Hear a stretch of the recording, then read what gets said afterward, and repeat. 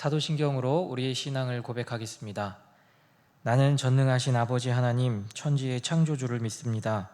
나는 그의 유일하신 아들 우리 주 예수 그리스도를 믿습니다.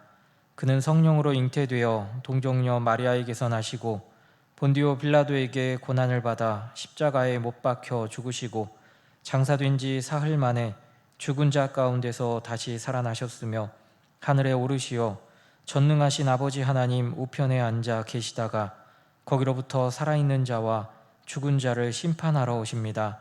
나는 성령을 믿으며 거룩한 공교회와 성도의 교제와 죄를 용서받는 것과 몸의 부활과 영생을 믿습니다.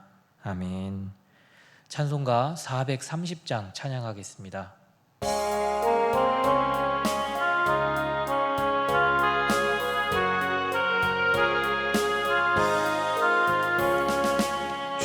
주와 같이 길 가는 것 즐거운 일 아닌가. 우리 주님 걸어가신 발자취를 밟겠네. 한 걸음 한 걸음 주 예수와 함께 날마다 날마다 우리 걸어가리. 어린아이 같은 우리 미련하고 약하나 주의 손에 이끌리어 생명길로 가겠네. 한 걸음 한 걸음 주 예수와 함께 날마다 날마다 우리 걸어가리. 꽃이 피는 들판이나 험한 골짜기라도 주가 인도하는 대로 주와 같이 가겠네.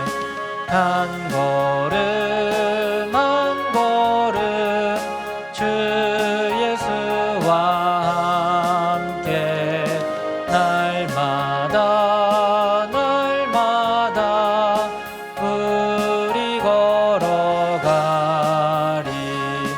옛 선지자의 녹같이 우리들도 천국에 들려 올라갈 때까지 주와 같이 걷겠네. 한 걸음 한 걸음 주 예수와 함께 날마다 날마다 우리 걸어가리.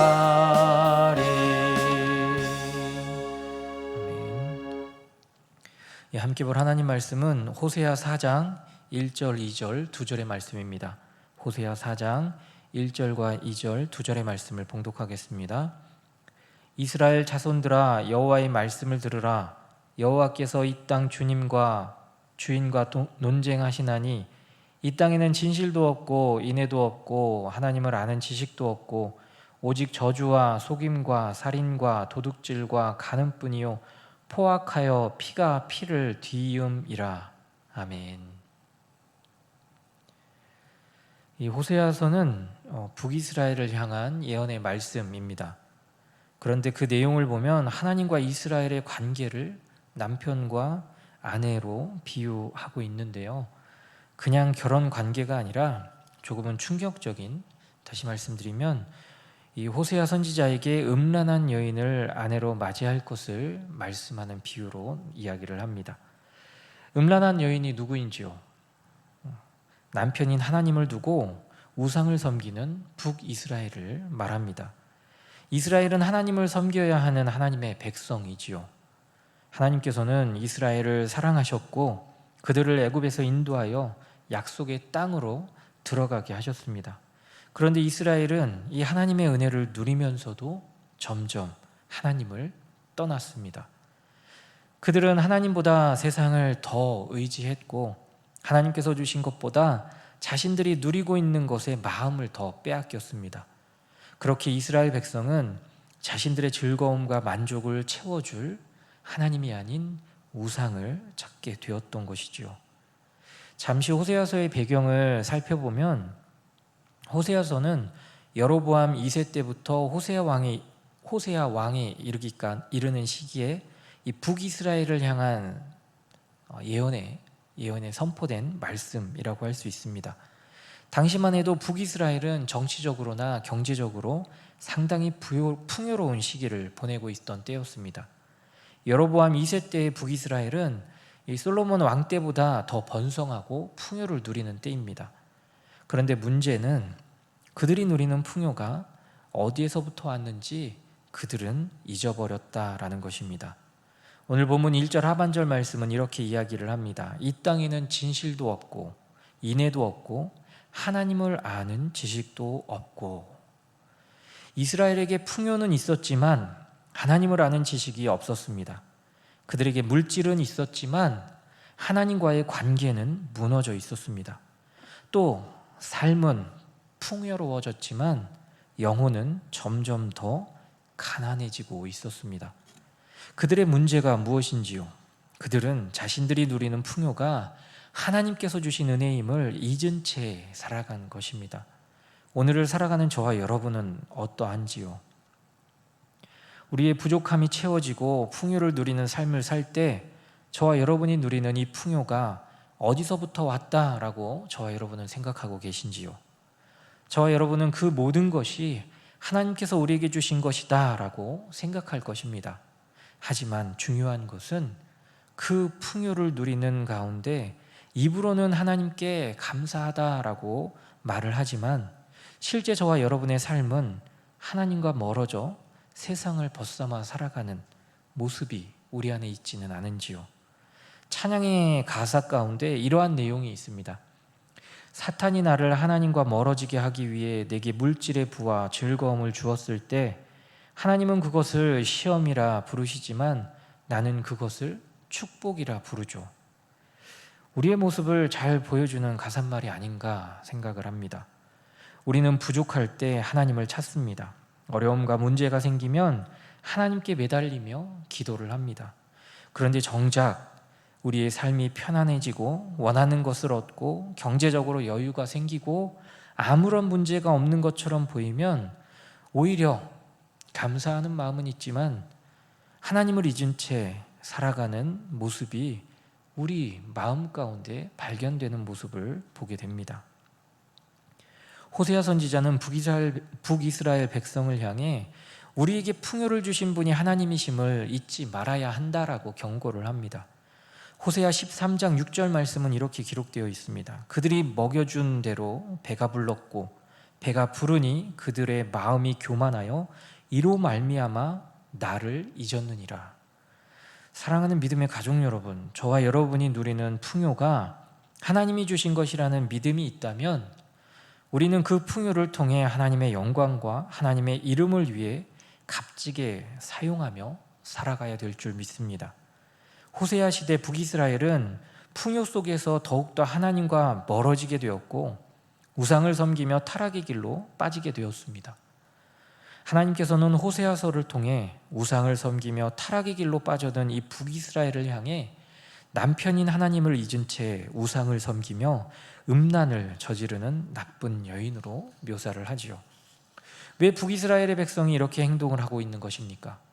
오늘 본문 1절 하반절 말씀을 다시 한번 보면 이 땅에는 진실도 없고 인애도 없고 하나님을 아는 지식도 없다라고 이야기를 하지요. 이스라엘의 근본적인 문제는 단순히 우상을 섬기는 것이 아니라 하나님을 아는 지식이 그 가운데 없었기 때문입니다. 하나님을 아는 지식이 없기 때문에 사랑하지 않고 하나님을 사랑하지 않기 때문에 하나님께서 원하시는 진실과 인애를 이루는 삶을 그들이 살아내지 못한다라는 것입니다. 그래서 2절 말씀을 보면 그 결과가 어떠한지를 우리는 보게 되지요. 오직 저주와 속임과 살인과 도둑질과 간음뿐이요 포악하여 피가 피를 뒤이음이라. 2절 말씀을 통해 우리는 하나님을 아는 지식이 단순히 성경 지식을 많이 알고 있다라는 의미가 아니다라는 것을 알게 됩니다. 우리는 하나님이 어떤 분이신지를 알고 그 하나님과 올바른 관계를 맺어야 함을 알 수 있습니다. 하나님을 정말 아는 사람이라면 자신의 삶이 달라져야 합니다. 하나님이 거룩한 분이다라는 것을 안다면 우리의 삶도 거룩함을 향해 나아가야 합니다. 하나님이 사랑의 하나님이심을 안다면 우리도 다른 사람을 사랑해야 합니다. 하나님께서 우리에게 은혜를 베푸신다는 것을 우리가 안다면 우리도 다른 사람에게 은혜를 베풀며 살아가야 합니다. 하나님께서 우리에게 진실하신 분이다라는 것을 우리가 안다면 우리도 거짓이 아니라 진실을 선택해야 합니다. 그런데 이스라엘은 하나님을 아는 지식이 사라졌습니다. 그로 인해 하나님과의 관계가 무너졌고 결국 사람과 사람 사이의 관계까지도 무너졌던 모습을 우리는 발견하게 됩니다. 그래서 호세아 선지자는 외칩니다. 호세아 6장 3절 말씀에 여호와를 알자, 힘써 여호와를 알자라고 외치고 있는 것이죠. 이 새벽 간절히 바라기는 하나님께서 우리에게 주신 모든 것을 생각하며 하나님 앞에 감사의 기도를 올려드리는 귀한 이 새벽 기도의 제단이 되기를 간절히 소망합니다. 또한 호세아 선지자의 외침과 같이 저와 여러분도 하나님을 힘써 알아가며 하나님의 이름과 영광을 위해 살아가는 저와 여러분 되시기를 간절히 소망합니다. 기도하겠습니다. 사랑과 은혜의 아버지 하나님, 오늘도 하나님을 힘써 알게 하여 주시고 하나님의 이름과 하나님의 영광을 가족과 이웃 가운데 드러내는 삶을 살아갈 수 있도록 함께하여 주옵소서. 우리 노은중앙교회와 미얀마 양곤 한인중앙교회를 기억하여 주시고 복음의 밝은 빛을 지역과 나라 가운데 온전히 드러내며 비추는 교회가 되도록 함께하여 주옵소서. 육신의 질고로 어려움 가운데 있는 우리 믿음의 가족들을 주님께서 기억하여 주시며 삶 가운데 늘 함께하여 주셔서 간절한 부르짖음 가운데 응답하여 주시는, 그리하여 영과 육의 온전한 회복과 평안을 누리는 삶을 살아갈 수 있도록 함께하여 주옵소서.